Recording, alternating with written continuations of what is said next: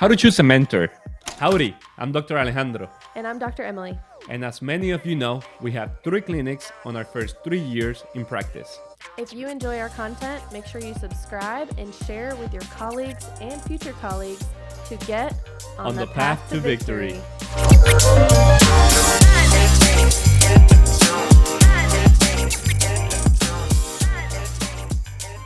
We're getting that question frequently asked. Recently, we spoke at Sherman, the Hispanic group. Shout out to the Hispanic club that they have there in Sherman. It's popping. If you haven't been to that club, highly recommend you to connect with them. But they were asking great question. And one of the questions that we got asked a lot is, how do you choose your mentor? Yes. And that is something that we struggle a lot, because at first, like, the mentor that probably you have in your first quarter is not the one that you're going to have, So you have to go through different mentors, and like every mentor is still going to be a mentor there, But how do we choose our mentor? Can you talk about that experience? Yeah. It's such a good question, actually, that we get so much because it really is super important. It's going to shape your whole future, basically. We didn't choose our mentor. Our mentor just kind of came to us and we were like, oh, that's our mentor, right? It's kind of a long story, but we were about to do our, what we call a PMOE, our preceptorship internship in chiropractic school. And this coaching company that we were with at the time basically connected us to this doctor. We'd never even heard of him. And they're like, hey, he's at this clinic. He's in Cape Girardeau, Missouri, in the middle of nowhere.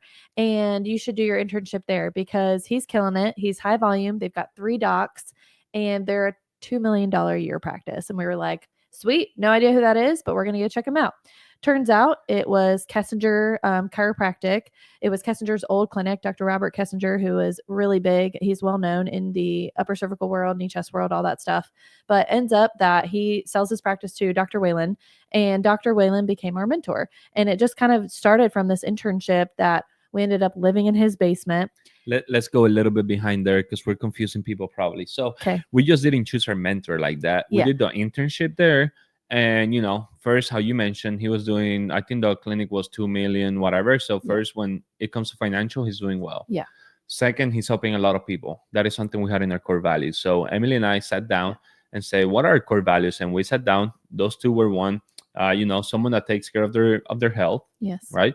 Good relationship with their spouse and good parenting. And close to God. Because if there's something I want to say about this mentor, like he brought me, no doubt, closer to the Lord. Well, he was the one that baptized me, so if that says something, like you already know what's going on. Absolutely. So for us, it was a no-brainer. Yeah. So we sat down and we had those core values. So we met with him. We were doing our internship. And, at the end of the day, we didn't think that was going to be our mentor because, we're just doing an internship. And all of a sudden, like we started thinking, and something popped up and we were like, I think it's time. We look at ourselves. And then we went up from the basement upstairs to the kitchen table and say, hey, do you want to open a clinic for us? And do you want to be our mentor? Yep. And silence like that, like, oh, okay. And, that's how everything started. So first, he's a great adjuster, how we mentioned, great businessman. But the most important thing as well, after everything, we had our core values. So first, the recommendation, I know we're spitting fire right now, but the recommendation I have for you is sit down. If you have a spouse, sit down with your spouse because it's going to influence your spouse. Even if that person is not in the profession, it's still going to be part of the business. If you're by yourself, then just sit down and write the core values. I don't recommend having more than 6. It's, 3 to 6 is ideal. If not, it's going to be too long. It's too much. You can put that pretty short there in between 1 to 6. And every decision that you make has to be based on those core values. If that person has 3 out of 6, you already know it's a no. And don't try to force it because it's not going to go well at the end of the day. Right. So make the decision based on that. Write your core values, take your time, pray about it, and write your core values. Every decision that you make is going to be based on that. Another thing, once you have the core values, you have to talk to that person if they want to mentor you, because that has to be another thing, because that's going to take a lot of energy from them. It's an investment from them, so they're going to like invest towards you. It's a lot of time. Is when I talk about that, if I text Dr. Wayland right now, he's going to answer it basically in less than 2 minutes. So you need to get a mentor that is going to be available for you. And you need to get a mentor that wants you to be better than him.